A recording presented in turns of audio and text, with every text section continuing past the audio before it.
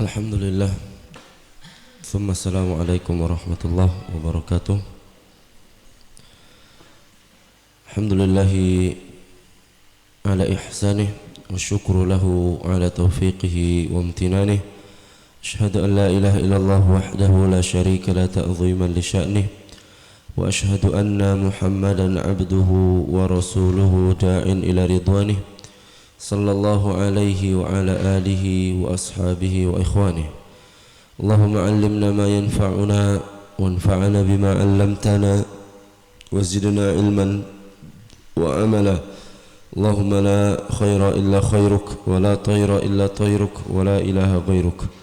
Allahumma la ya'ti bil hasanati illa anta wa la yadfa'u sayyiati illa ant wa la hawla wa la quwwata illa bik. Allahumma ij'alna mimman yastami'ul qawla fayattabi'u ahsanah fa innaka waliyyu dzalika wal qadiru alaih. Baik ikhwan sekalian, juga akhwat yang semoga senantiasa dalam rahmat Allah Subhanahu wa taala. Alhamdulillah, segala puji bagi Allah Rabbul Izzati wal Jalalah, yang mana Allah masih memberikan kita kesempatan untuk melanjutkan pembahasan kita di dalam membahas manhaj atau manhaj salaf. Pada pertemuan yang lalu telah kita jelaskan tentang bahwasanya jalan keselamatan itu adalah dengan ittiba, dengan mengikuti sunnah Rasulullah, wa tarkil ibtida', dan tidak melakukan bid'ah, tidak berbuat bid'ah. Sudah telah kita jelaskan dalil-dalilnya tentang syarat diterimanya ibadah.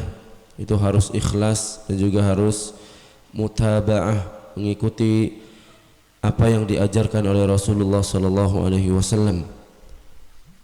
Karena sebuah ibadah tidak akan diterima oleh Allah kecuali dengan dua hal tadi. Harus terkumpul dua hal ini. Kalau salah satunya saja tidak ada, maka amalan tersebut tertolak. Kalau seandainya seseorang mengamalkan amalan ikhlas tapi dia tidak sesuai dengan apa yang Rasulullah sallallahu alaihi wasallam ajarkan, maka tertolak. Pun sebaliknya, seseorang mengamalkan amalan sudah sangat sesuai dengan ajaran Rasulullah sallallahu alaihi wasallam tapi dia tidak ikhlas di dalam amalnya, maka amalan ini juga tertolak. Jadi harus ada dua-duanya, harus ada ikhlas, harus ada mutaba'ah, mengikuti apa yang diajarkan Rasulullah sallallahu alaihi wasallam, barulah amal tersebut diterima oleh Allah Rabbul Izzati wal Jalalah. Kemudian pada hari ini kita akan bahas, kita lanjutkan perkataan penulis kitab berkaitan dengan bahwasanya Allah memerintahkan kita untuk bersatu di atas kebenaran, dan Allah mencela perpecahan. Penulis kitab mengatakan di sini, hafizahullah, wa qad amara Allahul ummata bil ijtima'i wa ittihadil kalimah. Allah memerintahkan umat, itu memerintahkan kita untuk ijtima', berkumpul, wa ittihadil kalimah, dan satu kalimat, bersatu. Ala an yakuna al-asasu li hadzal ijtima', akan tetapi bukan hanya sekadar bersatu, bukan hanya sekedar berkumpul saja, tapi persatuan ini harus dilandasi atau didasari pondasi yang benar. Jadi perkumpulan yang diperintahkan Allah bukan sekadar perkumpulan, persatuan yang diperintahkan Allah bukan sekadar persatuan, tapi persatuan di atas berpegang teguh dengan Al-Quran dan Sunnah. Ini persatuan yang Allah perintahkan. Bukan hanya persatuan semata, persatuan dalam dunia, persatuan dalam urusan pribadi, tidak. Tapi Allah memerintahkan umat Islam untuk bersatu, tapi dengan syarat persatuan tersebut harus di atas berpegang teguh dengan Al-Quran dan Sunnah. Persatuan yang tidak didasari dengan dasar ini, maka itu adalah persatuan yang semu. Seolah-olah mereka bersatu, padahal hati mereka berpecah belah. Tahsabuhum jami'a, engkau menyangka mereka itu bersatu, wa qulubuhum syatta, padahal hati-hati mereka itu berpecah belah. Ini kalau seandainya persatuan tersebut tidak didasari dengan Al-Quran dan Sunnah. Kemudian muallif mengatakan lagi, wa naha 'anit tafarruqi wa bayyana khuturatahu 'alal ummah. Sebagaimana Allah memerintahkan kita untuk bersatu, Allah memuji persatuan, Allah dan juga Allah melarang untuk berpecah belah. Allah mencela perpecahan dan Allah menjelaskan bahaya dari perpecahan tersebut untuk umat Islam. Waliyatahaqqaqa hadzal amr faqad umirna bitahakum ila kitabillahi fil usuli wal furu'. Untuk merealisasikan persatuan dan tidak berpecah, itu Allah memerintahkan kita agar kita kembali kepada Al-Quran dan Sunnah, baik di dalam permasalahan usul maupun di dalam permasalahan furu'. Wa nuhina an kulli sababin yuaddi ila tafarruq, dan Allah telah melarang kita dari segala sebab yang bisa menyebabkan perpecahan. Jadi hal yang bisa membuat kita bersatu dan yang membuat kita tidak berpecah belah, itu kuncinya adalah kita kembalikan kepada Al-Quran dan Sunnah. Semua permasalahan itu kita kembalikan kepada Al-Quran dan Sunnah, baik di dalam permasalahan usul, permasalahan pokok, ataupun permasalahan furu', cabang. Dan juga kita tidak melakukan sebab-sebab yang bisa menyebabkan kita terpecah belah. Allah Subhanahu wa taala berfirman, wa'tasimu bihablillahi jami'a wa la tafarraqu, dan berpegang teguhlah kalian dengan tali Allah, wa la tafarraqu, dan janganlah kalian berpecah belah. Di sini Allah memberikan resep agar terciptanya persatuan yang hakiki, yaitu apa? Berpegang dengan tali Allah. Apa tali Allah? Kita baca penafsiran dari ulama-ulama ahli tafsir, wa hablullahi huwa ahdullah. Tali Allah adalah janji Allah. Apa janji Allah? Wa huwal Qur'an, yaitu Al-Qur'an. Kama qala al-mufassirun, sebagaimana ini adalah yang ditafsirkan oleh ahli tafsir. Jadi tatkala kita ingin bersatu, maka hendaknya kita berpegang teguh dengan tali Allah. Tali Allah itu adalah Al-Quran dan syariatnya, Al-Quran dan sunnah Rasulullah sallallahu alaihi wasallam. Wa qad amara Allahu bil jamaah, Allah memerintahkan kita untuk bersatu, wa naha 'anil furuqati wal ikhtilaf, dan Allah melarang untuk berpecah belah dan berbeda pendapat.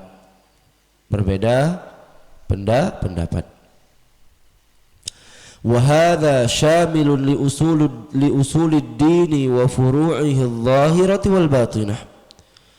Dan kita diperintahkan untuk bersatu dan dilarang untuk berpecah. Ini mencakup pada semua permasalahan, baik di dalam permasalahan usul maupun di dalam permasalahan furu', baik di dalam permasalahan zahir maupun di dalam permasalahan yang batin.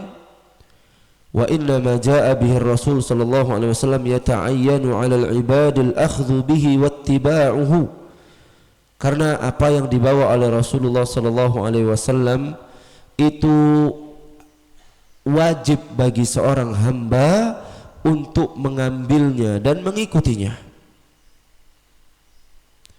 wala tahillu mukhalafatuhu, dan tidak halal menjelisihi Rasulullah sallallahu alaihi wasallam. Wa anna nassa Rasulillah sallallahu alaihi wasallam ala hukmi syai'i kanassillahi ta'ala.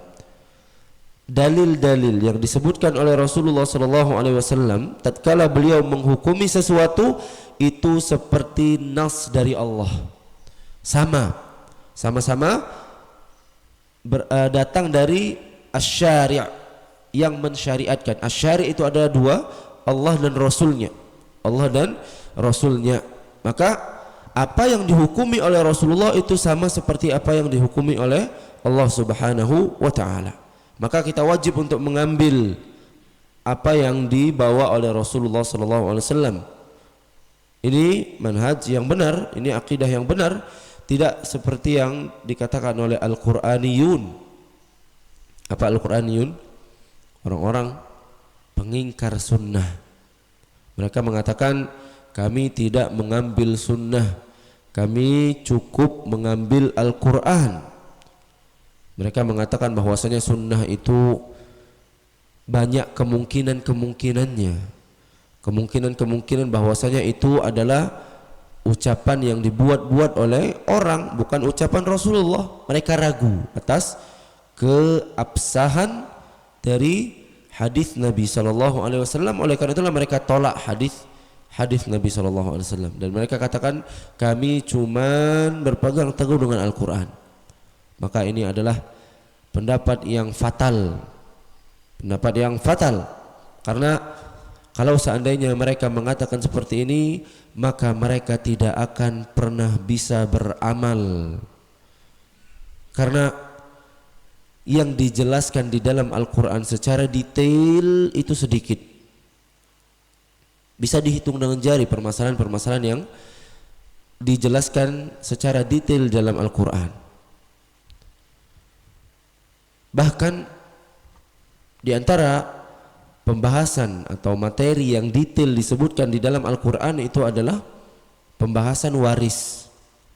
Waris ini termasuk pembahasan yang paling lengkap yang disebutkan di dalam Al-Quran. Itu pun masih butuh terhadap penjelasan Rasulullah sallallahu alaihi wasallam. Maka apalagi di dalam Al-Quran yang itu adalah perintah-perintah yang umum. Perintah untuk mengerjakan salat, menunaikan zakat. Aqimus salata wa atuz zakah. Tegakkan salat dan tunaikanlah zakat. Kalau seandainya mereka mengatakan kami cuma ngambil dari Al-Quran, maka mereka tidak akan pernah bisa mengamalkan yang namanya salat, tidak pernah bisa mengamalkan yang namanya zakat. Karena di dalam Al-Quran itu perintahnya umum, rinciannya, tata caranya di mana? Dalam sunnah Nabi sallallahu alaihi wasallam. Maka ini adalah perkataan yang sangat fatal, perkataan yang sangat berbahaya, dan ini kelompok yang sesat dan menyesatkan, yaitu Al-Qur'aniyun. Jadi intinya bahwasanya hukum yang ditetapkan oleh Rasulullah di dalam hadis-hadis yang sahih, maka itu sama seperti hukum yang ditetapkan oleh Allah Subhanahu wa ta'ala. La rukhsata li ahadin fi tarkihi. Tidak ada rukhsah, tidak ada keringanan untuk meninggalkan sunnah Nabi sallallahu alaihi wasallam. Wala yajuzu taqdimu qawli ahadin ala qawlillah. Dan tidak boleh mendahulukan perkataan seseorang di atas perkataan Allah. Naam. Allah berfirman, ya ayyuhalladzina amanu atii'ullaha wa rasulahu wa la tawallaw anhu wa antum tasma'un. Wahai orang-orang yang beriman, taatlah kepada Allah dan Rasulnya, dan janganlah kalian berpaling darinya sedangkan kalian mendengar. Jadi ini bahwasanya Allah memerintahkan kita untuk bersatu di dalam dan juga tidak berpecah di dalam segala permasalahan agama. Akan tetapi perlu dipahami juga bahwasanya kalau seandainya di dalam permasalahan-permasalahan yang itu bersifat ijtihadiyah, bersifat ijtihadiyah. Tidak ada dalil, ada dalil yang sahih tapi tidak sharih. Tidak sharih itu tidak gamblang. Yang intinya ingin Anda sampaikan bahwasanya di dalam permasalahan-permasalahan, terutama di dalam permasalahan-permasalahan fikih, itu banyak sekali permasalahan-permasalahan yang ijtihadiyah. Permasalahan-permasalahan yang ijtihadiyah, yang mana ulama banyak sekali berselisih pendapat di dalam permasalahan-permasalahan tersebut. Maka sikap yang benar di dalam permasalahan-permasalahan ini apa? Itu berlapang dada. Kalau seandainya ada perselisihan pendapat di dalam permasalahan-permasalahan yang bersifat ijtihadiyah, bersifat ijtihadiyah, berlapang dada. Berlapang dada. Tidak boleh kita keras kepada orang-orang yang berbeda pendapat sama kita di dalam permasalahan ijtihadiyah. Ini yang harus kita pahami, sebagaimana yang kasus sekarang yang sedang viral, kasus tentang membaca surat Al-Kahfi di hari Jumat.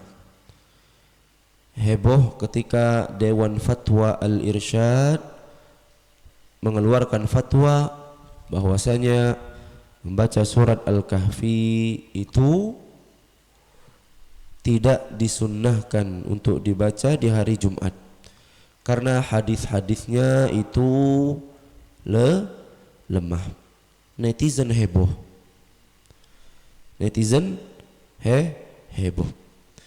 Maka kalau kita faham, kalau kita belajar, maka permasalahan yang seperti ini tidak perlu bikin heboh.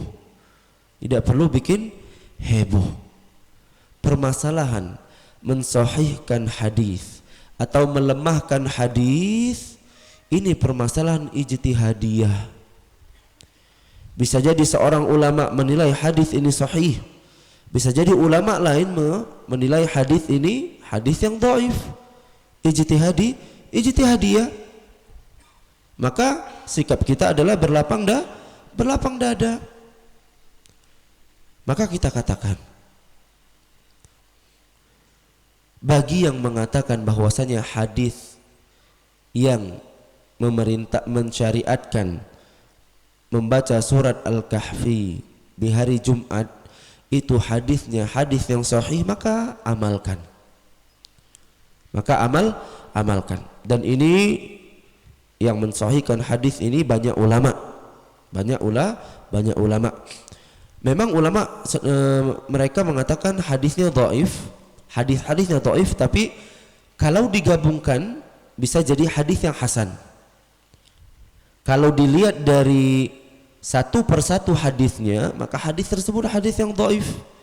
Tapi kalau digabungkan bisa naik derajatnya menjadi hasan. Ini yang disebut kata ulama hasan li ghairihi. Sebagaimana ini dibahas di dalam ilmu mustalah hadis. Ini bagi yang berpendapat hadis tersebut sahih, bisa diamalkan. Adapun yang mengatakan hadis, meyakini hadis tersebut lemah, makanya jangan diamalkan. Diamalkan dan tidak perlu menyalah-nyalakan orang yang mensahihkan hadis yang berkaitan dengan hadis yang mensyariatkan untuk membaca surat Al-Kahfi di hari Jumat. Harus legowo, harus berlapang dada. Tugas kita apa? Kita, terutama bagi orang-orang awam, maka pilih siapa ulama yang lebih kita percayai. Ini tugas apa? Tugas orang awam. Ada ulama A mengatakan hadis ini dhaif, ulama B mengatakan hadis ini sahih. Dan karena orang awam tidak mampu untuk menilik lebih dalam yang mana yang benaran sahih, yang mana yang benaran dhaif, maka Tugas mereka pilih yang lebih mereka percayai. Pilih yang lebih mereka percayai. Naam. Sudah sampai sini selesai. Jangan sampai keras-kerasan. Jangan sampai gontok-gontokan, jangan sampai memperpanjang masalah. Jangan diperpanjang. Karena sekali lagi ini tidak permasalahan di dalam ranah ijtihadiyah yang di situ ulama pun dari dulu sudah berselisih pendapat. Dan tugas kita itu harus berlapang dada. Jangan ketika ada fatwa, ketika keluar fatwa tersebut kita benturkan dengan fatwa yang lain. Ada fatwa di dalam permasalahan ijtihadiyah, kemudian kita bawakan fatwa yang lain yang menyelisihi fatwa ini, maka ini tidak akan ada sudahnya, tidak selesai-selesai, tidak beres-beres kalau fatwa dibenturkan dengan fatwa di dalam permasalahan ijtihadiyah. Maka sekali lagi, di dalam permasalahan ranah-ranah yang ijtihadiyah boleh berselisih dan kita harus berlapang dada dan tidak boleh mencela orang yang berselisih pendapat dengan kita. Berbeda di dalam permasalahan yang usul, yang di sana tidak boleh berselisih pendapat di dalamnya, maka kita harus membantahnya. Dan kalau dia tidak menerima apa yang kita sampaikan, maka kita beri sikap kepada dia, bersikap yang berbeda kepadanya. Akan tapi dalam masalah ranah ijtihadiyah, maka tidak boleh keras-kerasan, tidak boleh gontok-gontokan, yang ada harus berlapang dada. Naam. Tayyib. Pun itu cuma sekedar fatwa, bapak-bapak sekalian, ikhwan sekalian yang semoga senantiasa dirahmati oleh Allah. Itu cuman sifatnya fatwa. Fatwa itu anjuran. Kita harus bisa bedakan antara fatwa sama qadha. Fatwa itu dari ulama. Kalau qadha itu dari qadhi. Dari qadhi itu dari hakim. Kalau qadha itu sifatnya melazimkan, harus wajib kita terima. Walaupun ada perselisihan pendapat di dalamnya. Misal di dalam suatu permasalahan ada perselisihan pendapat, ada dua pendapat misalnya. Akan tetapi hakim, ada pendapat A, ada pendapat B. Hakim sudah memutuskan untuk memilih pendapat A. Mau tidak mau kita harus mengikuti pendapat A. Ini yang namanya apa? Qadha, ketetapan hakim. Sedangkan fatwa, maka ini sifatnya tidak mengikat, tidak melazimkan, tidak apa? Mengikat dan tidak melazimkan.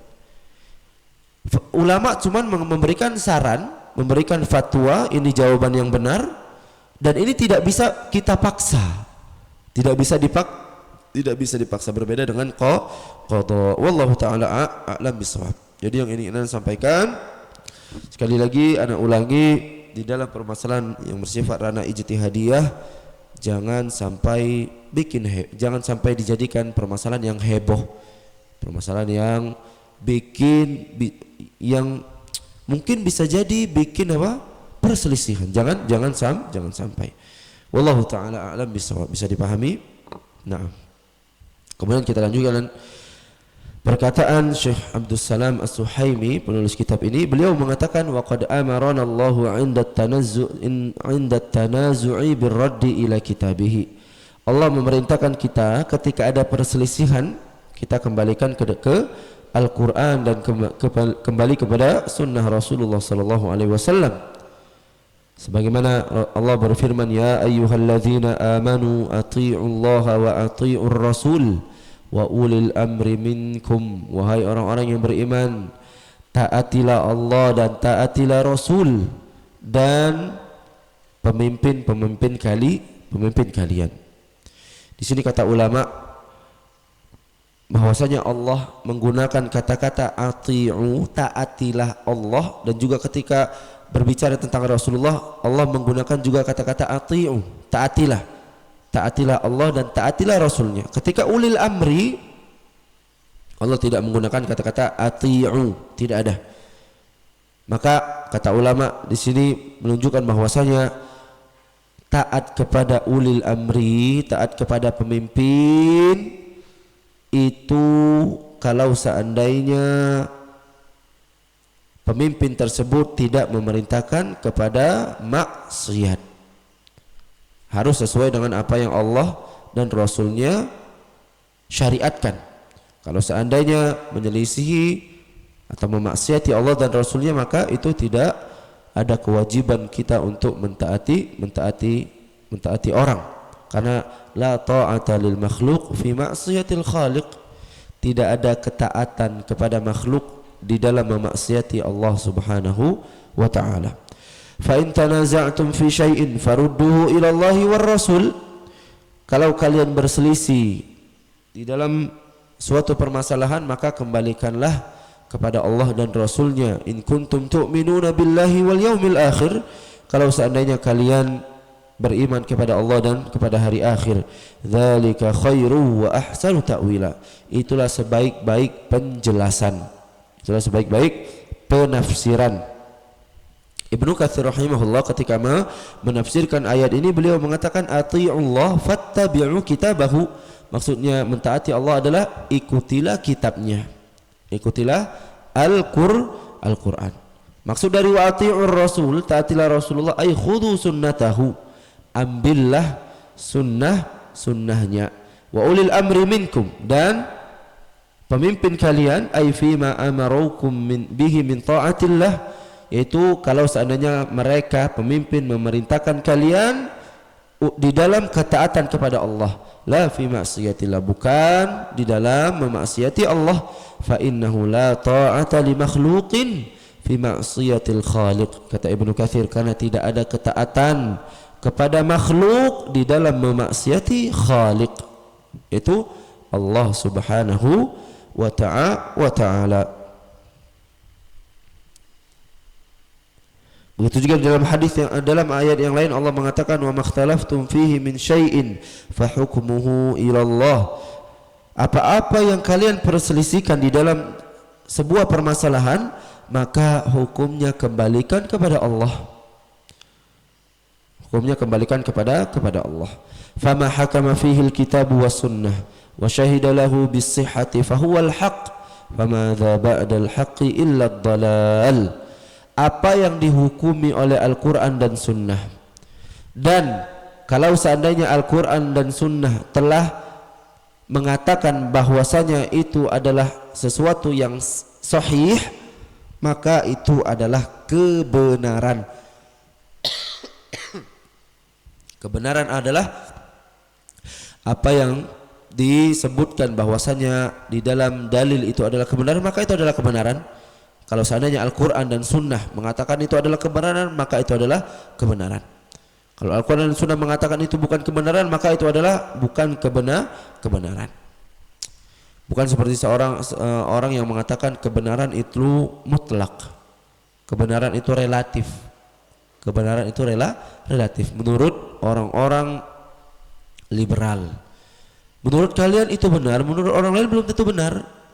Maka kita katakan menurut kami kebenaran itu adalah yang dikatakan oleh Allah dan Rasulnya. Ini kebenaran yang satu-satunya. Tidak ada kebenaran itu banyak.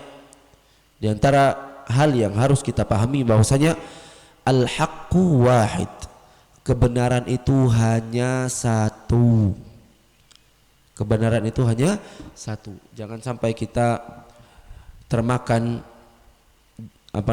syubhat orang-orang pluralisme.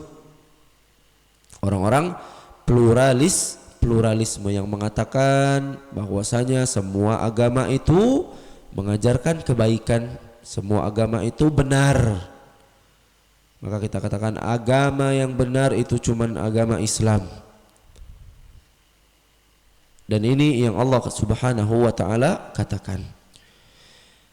Bahwasanya agama yang di sisi Allah itu hanya Islam. Bukan berarti kita mau benar sendiri, ya memang benar dewe. Kita memang benar dewe. Memang bukan merasa benar sendiri, karena memang kita memang benar. Dan ini pun merasa benar sendiri, ini pun juga dilakukan oleh orang-orang selain agama Islam. Mereka menganggap bahwasanya agama selain mereka itu agama yang tidak benar. Kenapa ketika Islam mengatakan agama yang benar, kalian permasalahkan?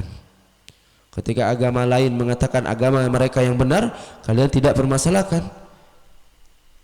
Maka kalian itu sebenarnya adalah Islamfobia. Islamfobia, takut sama Islam. Baik. Kemudian muallif mengatakan summa innallaha qad dzamma at-tafarruq. Sungguhnya Allah mencela perpecahan wa naha 'anit turuqi wal asbabil muaddiyati ilaihi, dan Allah melarang dari jalan-jalan dan sebab-sebab yang bisa menghantarkan kepada perpecahan. Wa annahu min a'dhamil asbabil khadhalan fid dunya wal 'adzabi fil akhirah. Karena perpecahan itu adalah sebab terbesar hinanya seseorang hamba di dunia dan akan mendapatkan azab di akhirat. Allah mengatakan wala takunu kalladzina tafarraqu. Janganlah kalian menjadi seperti orang-orang yang berpecah belah, wakhtalafu, dan mereka berbeda, min ba'di ma ja'ahumul bayyinat, setelah datang penjelasan kepada mereka. Penjelasan sudah datang, tapi mereka malah berpecah belah. Maka Allah melarang kita menjadi orang-orang seperti mereka. Wa ulaika lahum adzabun azim. Mereka itulah akan mendapatkan azab yang besar. Yauma tabyaddu wujuhu wa taswaddu wujuh. Pada hari itu wajah-wajah mereka akan menjadi putih. Siapa yang wajahnya yang menjadi putih nanti akan kita jelaskan. Wa taswaddu wujuh, dan ada wajah-wajah yang menghitam. Ada wajah-wajah yang memutih, ada wajah-wajah yang menghitam di hari kiamat kelak. Siapa? Kata Ibnu Abbas, tabyaddu wujuhu ahli sunnati wal jamaah. Wajah-wajah ahlu sunnah wal jamaah akan memutih pada hari kiamat kelak. Wa taswaddu wujuhu ahlil bid'ati wal furqah, dan akan menghitam wajah-wajah ahlul bid'ah dan ahlul perpecahan, orang-orang yang berpecah belah. Allah mengatakan innal ladzina farraqu dinahum wa kanu syi'an lasta minhum fi syai'. Sesungguhnya orang-orang yang berpecah belah di dalam agama mereka dan mereka itu berkelompok-kelompok, lasta minhum fi syai', maka engkau wahai Muhammad bukan bagian dari mereka, karena Nabi bukan bagian dari orang-orang yang berpecah belah. Innama amruhum ilallah, sungguhnya urusan mereka dikembalikan kepada Allah. Thumma yunabbi'uhum bima kanu yaf'alun, dan Allah akan memberitahukan semua apa yang mereka lakukan. Di dalam hadis Rasulullah SAW mengatakan bahwasanya orang-orang yang selamat itu mereka adalah orang-orang yang bersatu, bukan orang-orang yang berpecah belah.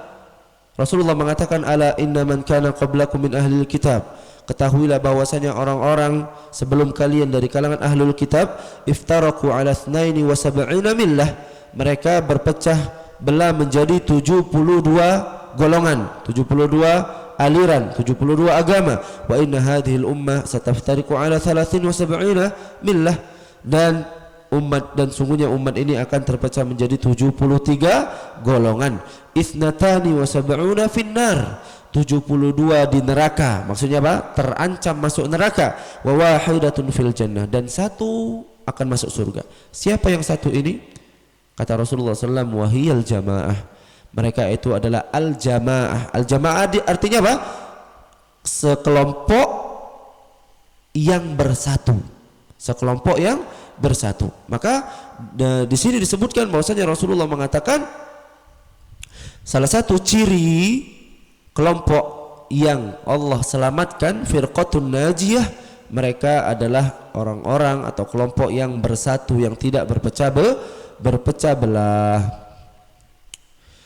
Nah, kenapa Allah Subhanahu wa taala melarang atau mencela perpecahan? Karena perpecahan dan perselisihan pendapat yang tercela itu adalah di antara sebab terbesar celakanya umat-umat zaman dahulu.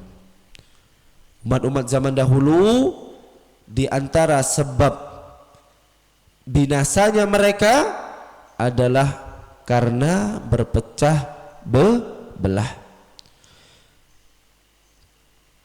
Terutama karena mereka berselisih di dalam kitab yang Allah turunkan kepada mereka. Dan ini telah diingatkan oleh Rasulullah sallallahu alaihi wasallam. Rasulullah sallallahu alaihi wasallam telah mentahdzir, telah memperingatkan kita dari bahaya berpecah belah ini, karena itu adalah sebab binasanya orang zaman dahulu. Rasulullah mengatakan, "Dzaruni ma taraktukum." Tinggalkan aku apa yang aku tinggalkan kepada kalian. Maksudnya apa? Terimalah apa yang aku tinggalkan kepada kalian. Jangan banyak tanya. Terima saja. Fa innama halaka man kana qablakum, karena orang-orang sebelum kalian mereka itu binasa bikathrati su'alihim, karena mereka banyak tanya. Di antara contohnya orang-orang ahlul kitab. Orang-orang ahlul kitab, orang Bani Israel. Mereka tatkala Allah perintahkan untuk nyembelih sapi, apa yang mereka lakukan? Banyak tanya. Yang awalnya cuman sapi apa baik disembelih, maka mereka sudah menjalankan perintah. Akan tapi tidak. Di antara sebab kebinasaan mereka tadi apa? Banyak tanya. Ditanya, warnanya warna apa? Bentuknya cak mano? Kemudian dijawab, setiap pertanyaan mereka Allah jawab, yang itu menyulitkan mereka untuk mendapatkan sapi tersebut. Hampir-hampir saja mereka tidak menyembelih sapi gara-gara banyak tanya. Tanya. Jadi tatkala ada syariat yang turun kepada kita, maka jangan banyak tanya, kerjakan. Kerjakan.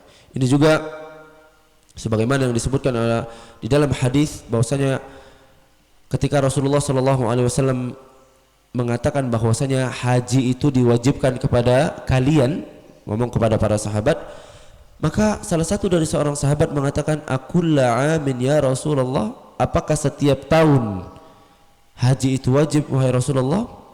Kemudian Rasulullah abaikan pertanyaan orang tersebut. Rasulullah mengatakan lagi bahwasanya haji itu diwajibkan kepada kalian. Sampai 3 kali orang tersebut masih nanya, "Akulla amin ya Rasulullah?" Apakah setiap tahun wajib haji ya Rasulullah? Maka Rasulullah sallallahu alaihi wasallam mengatakan hadis ini, "Dzaruni ma taraktukum." Dzaruni ma taraktukum. Terima saja apa yang aku tinggalkan kepada kalian. Karena kata Rasulullah sallallahu alaihi wasallam, "Lau qultu na'am la wajib." Kalau seandainya aku mengatakan iya, maka akan wajib haji setiap tahun, yang itu akan sangat memberatkan. Setahun sekali lagi sangat berat, apalagi setiap tahun itu wajib haji. Kita lanjutkan hadis, kemudian setelah itu kita adzan dulu. Fa inna mahalaka man kana qablakum bikathrati su'alihim, karena celakanya orang-orang sebelum kalian itu karena banyak tanya.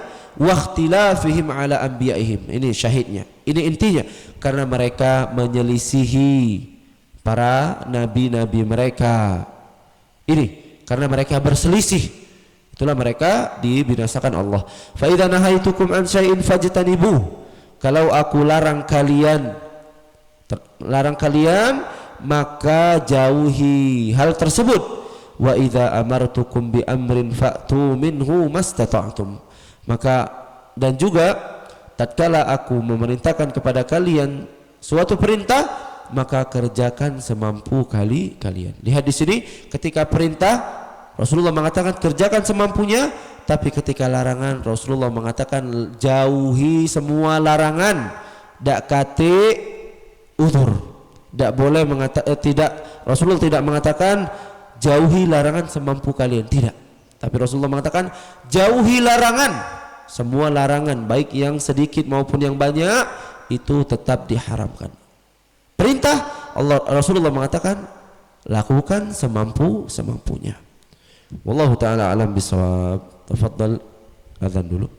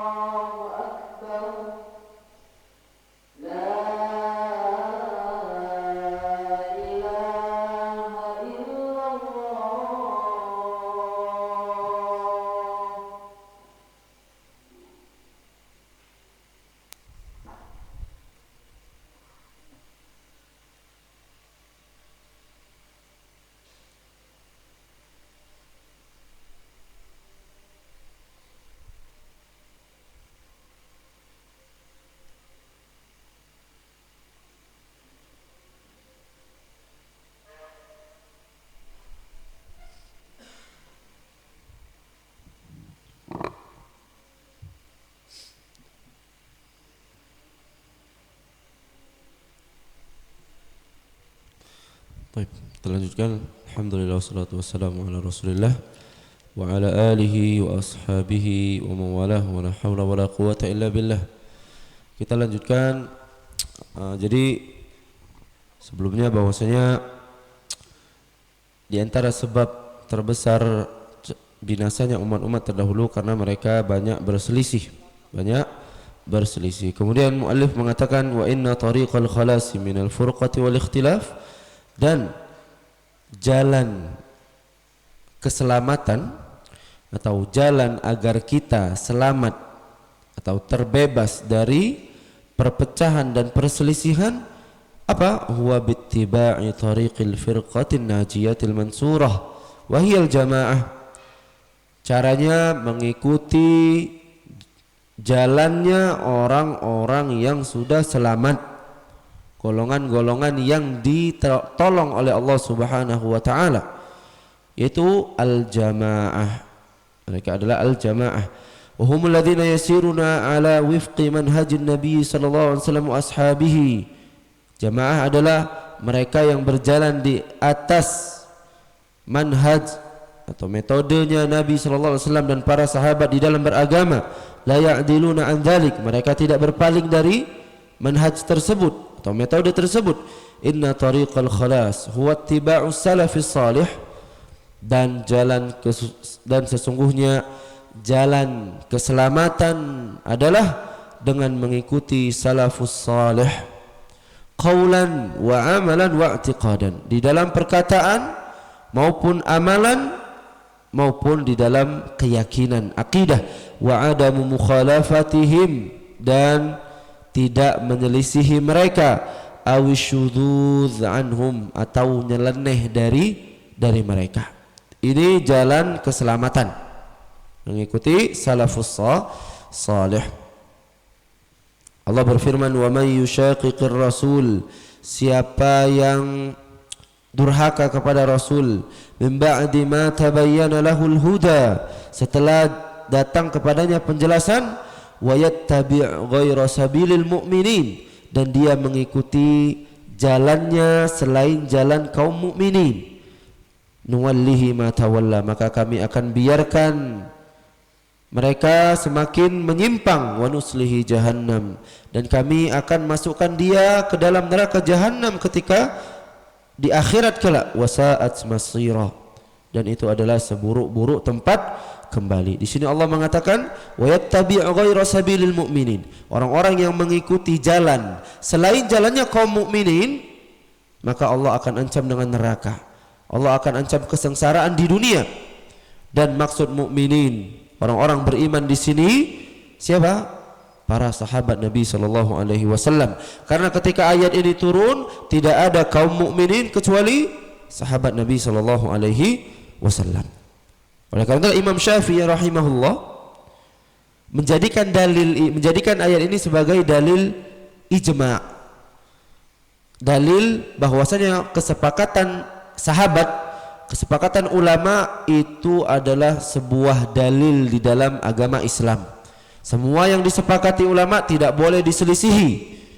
Tidak boleh diselisihi. Naam, fattiba'u sabilil mu'minin, dan mengikuti jalannya orang-orang beriman, wa humus sahabah, mereka adalah para sahabat, wa atba'uhum, dan pengikut-pengikut sahabat, minal a'immatil mahdiyyin, dari imam-imam yang mereka mendapatkan petunjuk, yang mereka mengikuti sahabat dengan pengikutan yang baik, huwa sabilun najah, itu adalah jalan keselamatan. Jadi jalan keselamatan.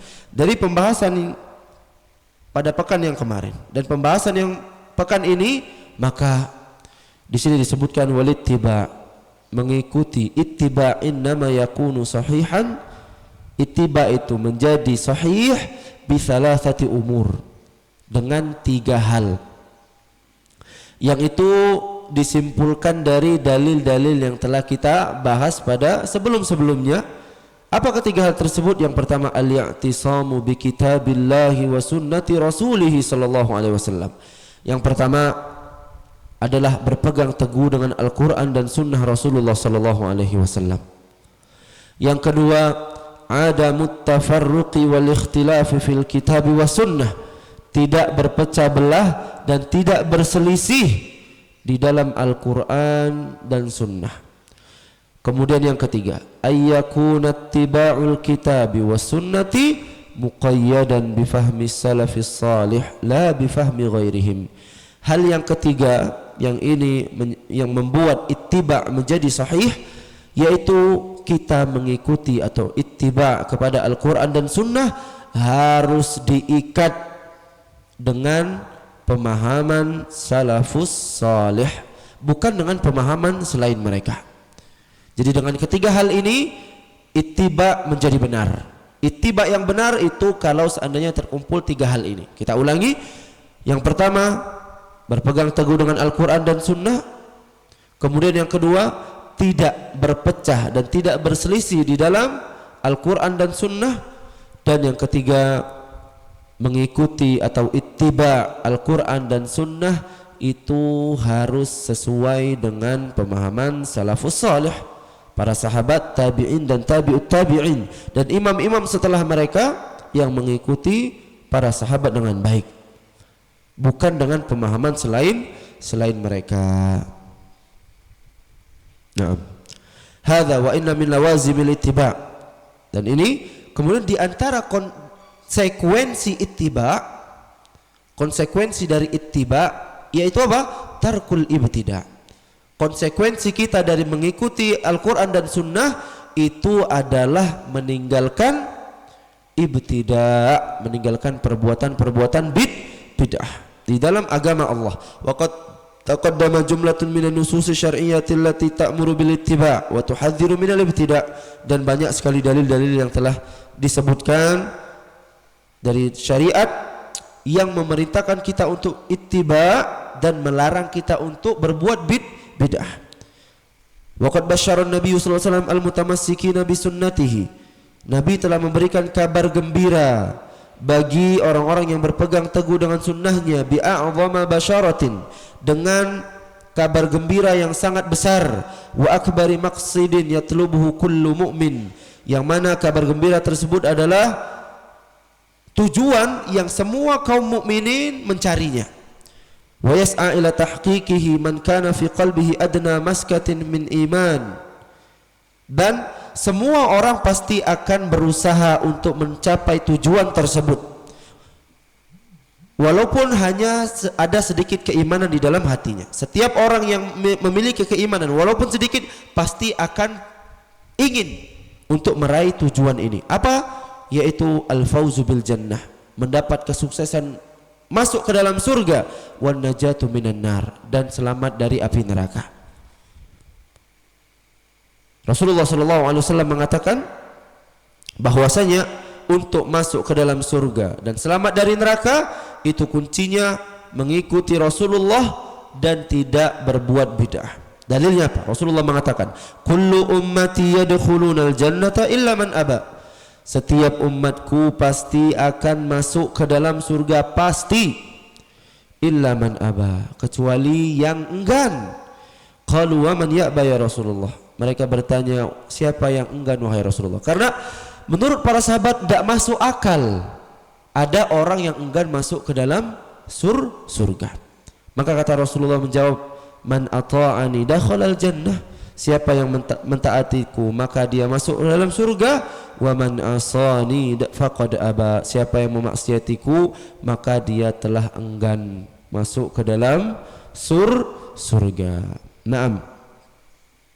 Wa ayyu iba'in wa rafdin li sunnati a'zam min mukhalafati amrihi. Dan keengganan atau penolakan apa yang lebih besar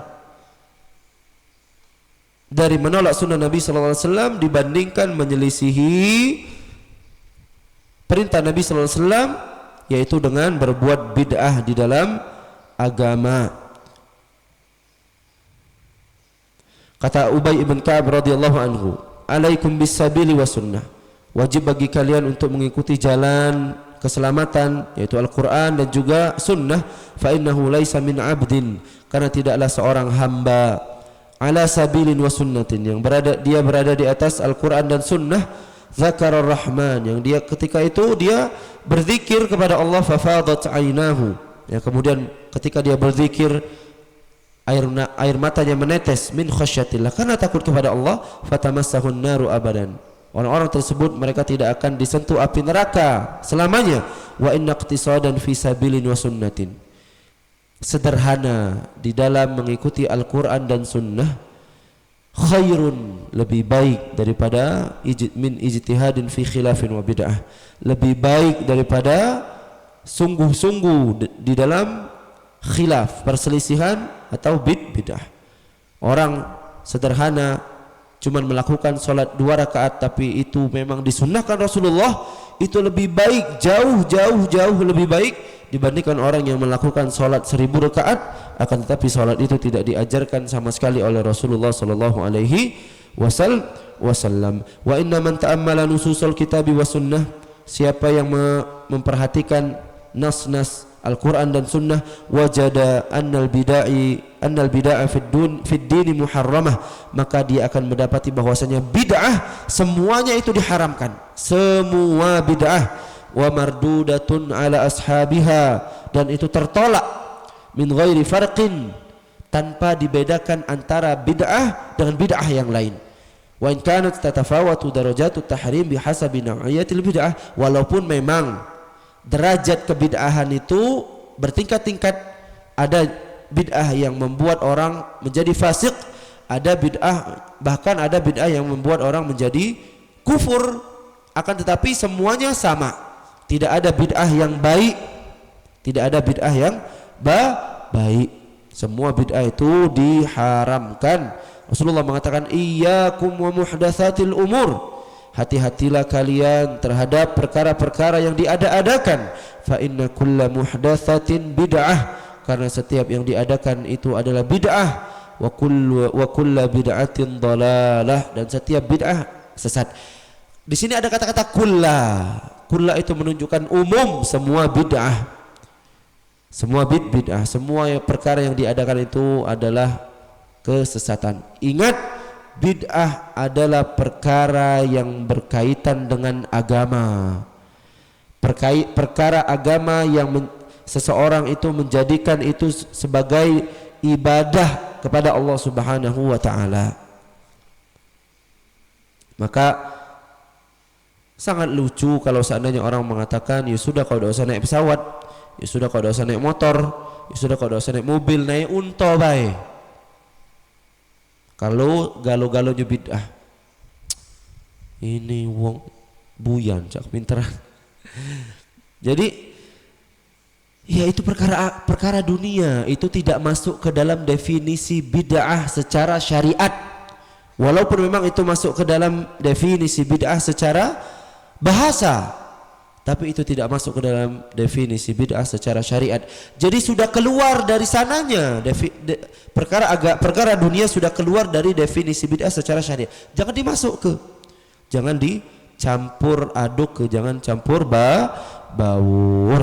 Dan Rasulullah mengatakan semua bid'ah haram, tidak diperbolehkan, dan setiap bid'ah itu ditolak. Rasulullah mengatakan man ahdatsa fi amrina hadza ma laisa minhu fahuwa raddun. Siapa yang mengada-ngada di dalam perkara agama yang itu bukan bagian dari agama, maka itu tertolak. Dari hadis-hadis tersebut, maka menunjukkan bahwasanya semua bid'ah itu diharamkan dan semua bid'ah itu sesat. Naam. Kemudian terakhir, sebelum kita masuk ke kaidah-kaidah yang berkaitan dengan manhaj salaf, kaidah-kaidah yang berkaitan dengan manhaj salaf. Di sini pembahasan terakhir yang kita akan bahas, kita bacakan saja. Fahamu alamati ahli zaigh. Ciri umum orang-orang menyimpang. Yang pertama al-furqah. Mereka itu berpecah. Allati nabbahallahu 'alaiha, yang Allah ingatkan tentang perpecahan mereka. Innal ladzina farraqu dinahum wa kanu syi'an lasta minhum fi syai'. Orang-orang yang berselisih di dalam agama mereka, berpecah di dalam agama mereka, dan mereka berkelompok-kelompok, maka engkau wahai Nabi Muhammad bukan bagian dari mereka sedikit pun. Ini tanda yang pertama. Tanda yang kedua, ittiba'ul mutasyabih. Mereka itu mengikuti ayat-ayat yang mutasyabihat. Ayat-ayat yang mutasyabihat. Ayat-ayat yang masih tidak semua orang tahu tentang penafsirannya. Fa ammal ladzina fi qulubihim zayghun, adapun orang-orang yang di dalam hati mereka ada penyimpangan, fayattabi'una ma tasyabaha minhu, maka mereka mengikuti hal-hal yang masih tasyabuh atau istibah, yang masih mutasyabihat, yang masih membingungkan. Adapun ahlu sunnah, sikap mereka apa? Ayat-ayat yang mutasyabihat kita kembalikan kepada ayat-ayat yang muhkamat, ayat-ayat yang sudah jelas. Kemudian tanda mereka yang ketiga ittiba'ul hawa, mereka mengikuti hawa nafsu. Fa ammal ladzina fi qulubihim zayg ara'aita man ittakhadha ilahahu hawahu. Apa pendapatmu tentang orang-orang yang menjadikan hawa nafsu mereka sebagai sesembahan mereka? Itu karena mereka mengikuti hawa nafsu dan mendahulukan hawa nafsu mereka dibandingkan dalil. Kemudian ciri keempat di antara ciri-ciri orang yang menyimpang mu'aradatus sunnati bil Quran, mereka mempertentangkan Al-Quran dengan sunnah. Mereka tabrakan antara sunnah dan Al-Quran. Kemudian yang kelima, bughdu ahlil athar, mereka membenci ahlu sunnah. Kemudian yang keenam, itlaqul alqabis sayyi'a ala ahli sunnah, mereka menjuluki ahli sunnah dengan lakop-lakop yang jelek. Ini diantara tanda atau ciri mereka. Kemudian yang ketujuh, tarkun tihali madhabis salaf, mereka tidak mau menyandarkan diri mereka kepada madhab salafus salih. Kemudian yang kelima, yang kedelapan, takfiru mukhalifihim bighairi dalil, mengkafirkan orang-orang yang menyelisihi mereka tanpa dalil. Inilah ciri mereka, bahwasanya mereka itu mengkafirkan orang yang menyelisihi mereka tanpa adanya dalil. Tapi mereka menuduh ahlu sunnah wal jamaah yang bermanhaj salaf yang sering mengkafirkan serampangan.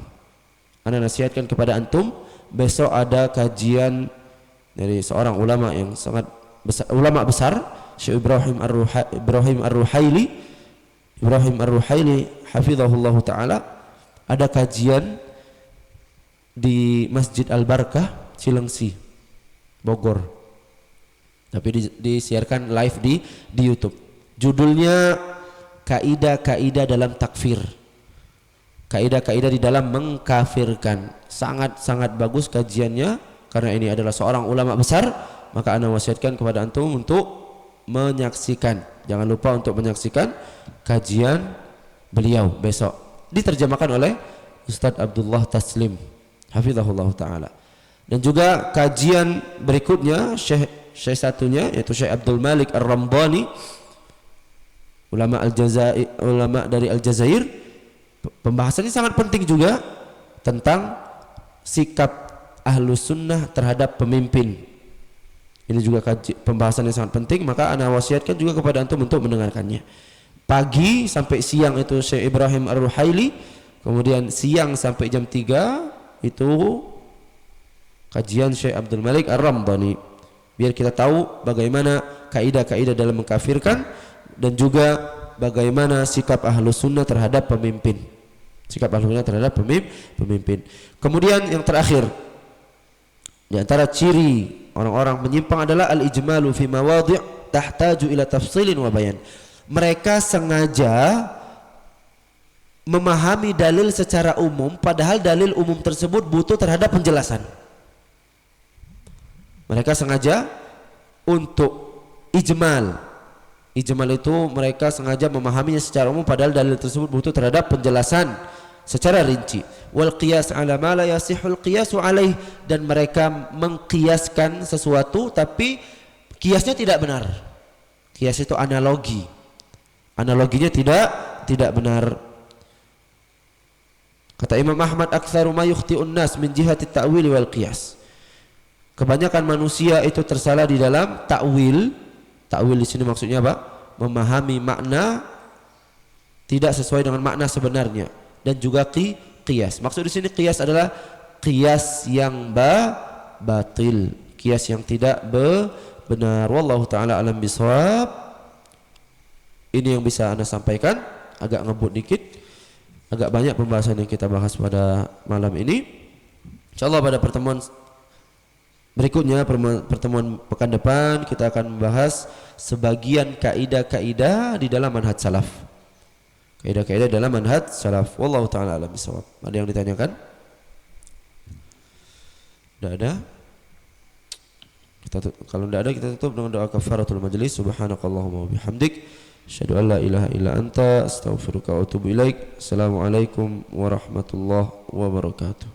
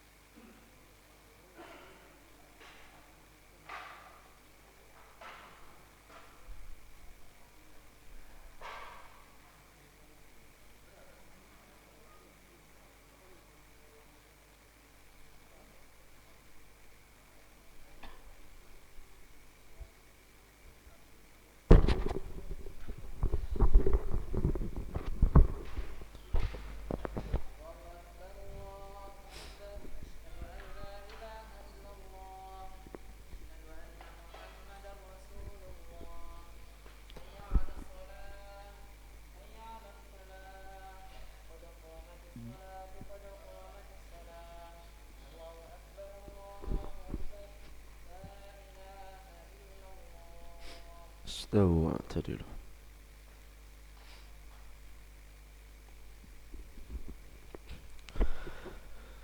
الله أكبر.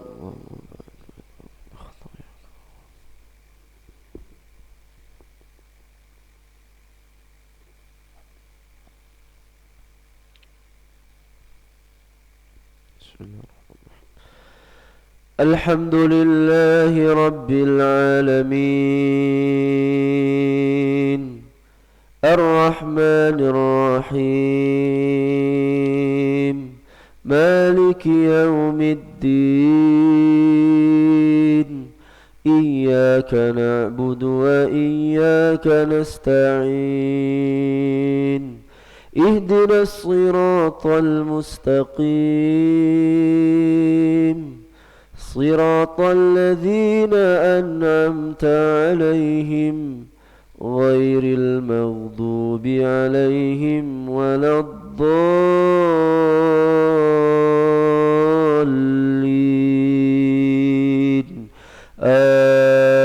آمين. والتين والزيتون وطور سينين وهذا البلد الأمين لقد خلقنا الإنسان في أحسن تقويم ثم رددناه أسفل سافلين إلا الذين آمنوا وعملوا الصالحات فلهم أجر غير ممنون.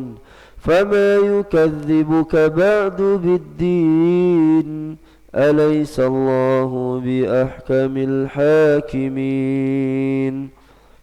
الله أكبر.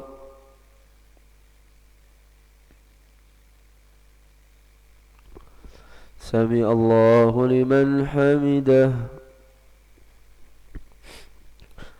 الله أكبر.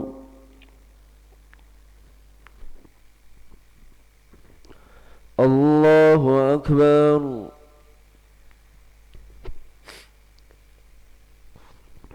الله أكبر.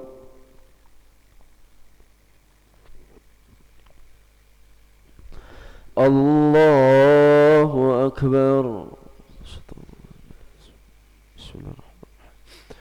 الحمد لله رب العالمين الرحمن الرحيم مالك يوم الدين إياك نعبد وإياك نستعين اهدنا الصراط المستقيم صراط الذين أنعمت عليهم غير المغضوب عليهم ولا الضالين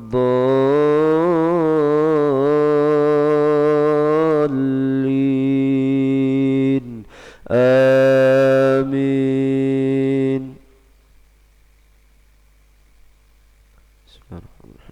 لإيلاف قريش إيلافهم رحلة الشتاء والصيف فليعبدوا رب هذا البيت الذي أطعمهم من جوع وآمنهم من خوف. الله أكبر.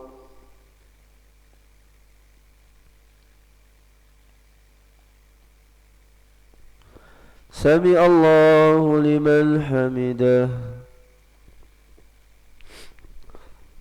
الله أكبر.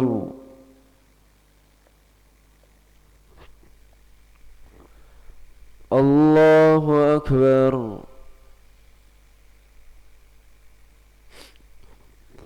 الله أكبر. الله أكبر.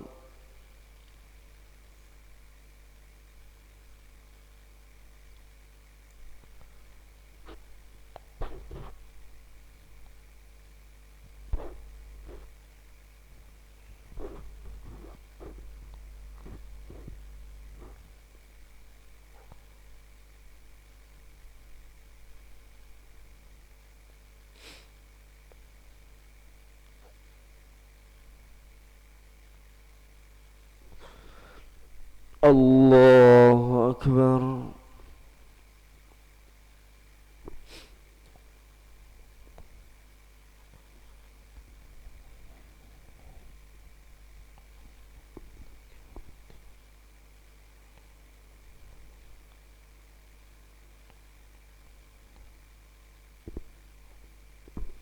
الله أكبر.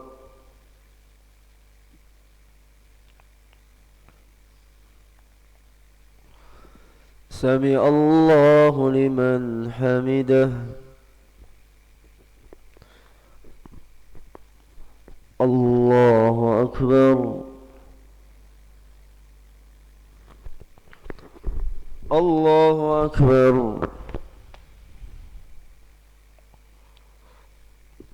الله أكبر. الله أكبر.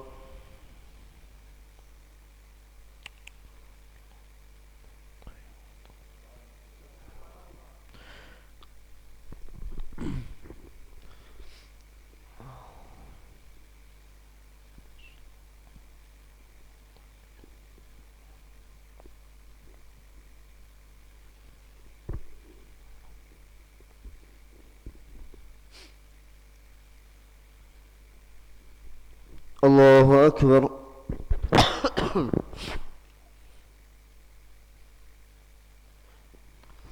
سمع الله لمن حمده.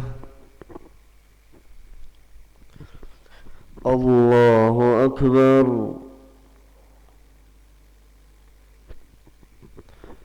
الله أكبر. الله أكبر. الله أكبر. السلام عليكم.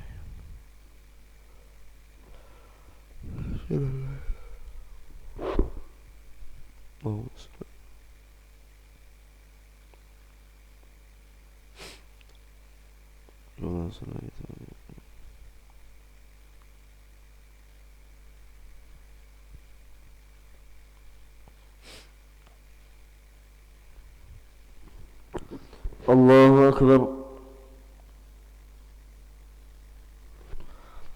الله أكبر. الله أكبر. الله أكبر. السلام عليكم ورحمة الله. السلام عليكم ورحمة الله. استغفر الله.